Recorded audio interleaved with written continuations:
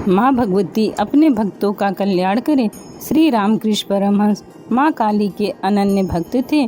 सिद्ध पुरुष के बारे में वे कहा करते थे, जब नारियल के पेड़ की टहनी झड़ जाती है तो उसकी जगह सिर्फ उसका निशान रह जाता है, जिससे पता चलता है कि इस स्थान पर किसी समय एक टहनी थी। इसी प्रकार जिसे ईश्वर लाभ हो जाता है उसमें अहंकार का केवल चिन्ह भर रह जाता है, काम क्रोध आदि का केवल आकार मात्र रह जाता है।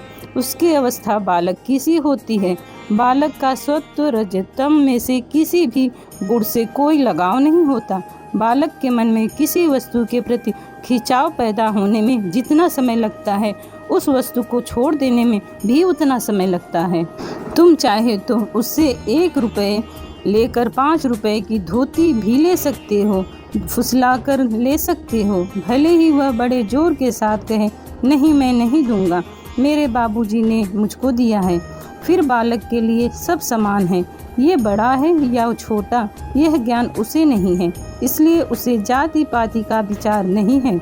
माँ ने कह दिया, वह तेरा दादा है, फिर चाहे तो वह लुहार ही हो, वह उसके पास बैठकर एक ही थाली में रोटी खाएगा।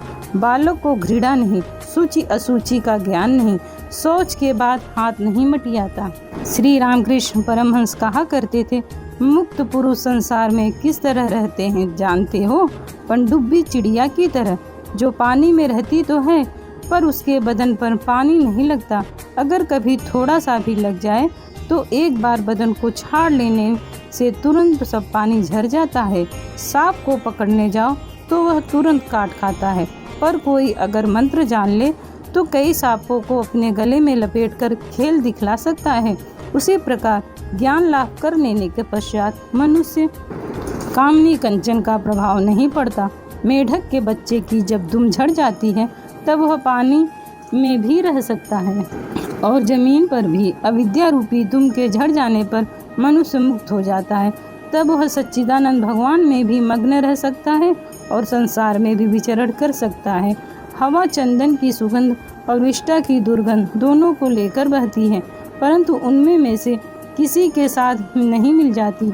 इसी प्रकार मुक्त पुरुष भी संसार में रहते तो हैं, परंतु वे संसार के साथ मिलकर एक नहीं हो पाते। लोहा यदि एक बार पारस पत्थर को छूकर सोना बन जाए तो फिर उसे चाहे मिट्टी के भीतर गाड़ दो, चाहे कूड़े में फेंक दो, वह सोना ही बना रहेगा, फिर लोहा नहीं बनेगा।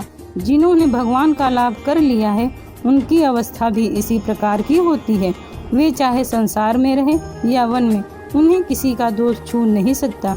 श्री रामकृष्ण परमहंस कहा करते थे, दूध को पानी में छोड़ दो तो वह पानी के साथ मिलकर एक हो जाता है, परंतु यदि उसका मक्खन बना लिया जाए तो फिर वह पानी में नहीं मिलता, तब वह पानी पर तैरने लगता है।